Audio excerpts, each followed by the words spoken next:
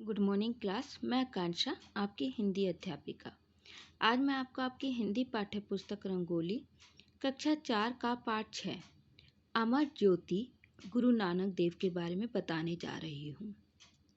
गुरु नानक देव सिखों के गुरु। उनका जन्म 15 अप्रैल सन 1469 को हुआ था। गुरु नानक देव का उद्देश्य था सबको प्रेम के बारे में बताना और सबके बीच प्रेम की भावना को बढ़ाना। इसी उद्देश्य के साथ उन्होंने अपना जीवन जिया। अपनी बात दिखावा करना सच्ची भक्ति नहीं। अच्छा आचरण सबको प्रसन्नता देता है। प्राणियों पर अत्याचार मत करो।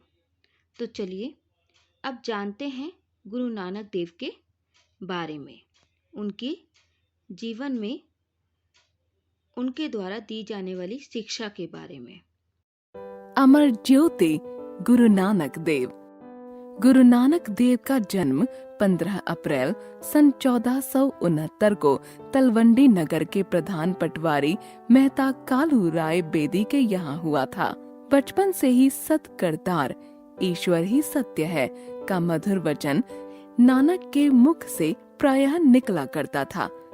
उनके पिता ने जब उनके यज्ञोपवीत संस्कार के लिए सभी बिरादरी वालों को न्योता देकर बुला भेजा, तब नानक ने जनेऊ पहनने से इनकार कर दिया। उन्होंने कहा कि उन्हें जनेऊ के धागों पर विश्वास नहीं है। गले में सूती धागे डालने से मन पवित्र नहीं होता। मन को पवित्र करने के लिए अच्छे आचरण की जरूरत होती है। उन्हें तो ऐसा यज्ञोपवीत चाहिए जो दया की कपास, संतोष के सूत, जप की गांठ और सत्य के लक्ष्य से बटा गया हो। बालक की दृढ़ता देखकर सभी लोग चकित रह गए और नानक की प्रशंसा करने लगे। बालक नानक को अक्सर उनके पिता गाय भैंस चराने जंगल भेज देते थे। एक दिन उन्होंने पशुओं को खुला छोड़ दिया और स्वयं अपने साथी मर्दाना के साथ एक पेड़ के नीचे बैठ ईश्वर का ध्यान करने लगे। पास में ही किसानों के खेत थे जिनमें फसलें लहलहा रही थीं। बेलगाम पशु उन किसानों के खेतों में घुस गए और फसलों को नष्ट करने लगे। बालक नानक ने देखा कि सैकड़ों चिड़ियां पकी फसल को चट करने में लगी हैं। उन्हें रोकने वाले किसान भी पास में नहीं हैं। चिड़ियों का चहचहाना देखकर नानक उस अद्भुत दृश्य में खो गए और बोल पड़े, राम की चिड़िया राम के खेत, खा लो चिड़िया भर भर पेट। कुछ देर बाद जब किसान वापस लौटे तो खेतों की हालत देखकर वे क्रोध में भर गए और गाय भैंसों को लठ मार कर खेतों से भगाने लगे। बालक नानक का हृदय द्रवित हो उठा। वे बोल उठे, मर्दाना रोको उन्हें, निरीह पशुओं को इस प्रकार मारना ठीक नहीं है। उस दिन के बाद मेहता कालू राय बेदी ने बालक को जंगल कभी नहीं भेजा। अब वे घर में हरदम एकांत में बैठकर कुछ सोचते रहते। एक दिन पिता ने सुझाव दिया, अच्छा हो कि तुम कोई व्यापार ही कर लो, किंतु व्यापार खरा और सच्चा होना चाहिए।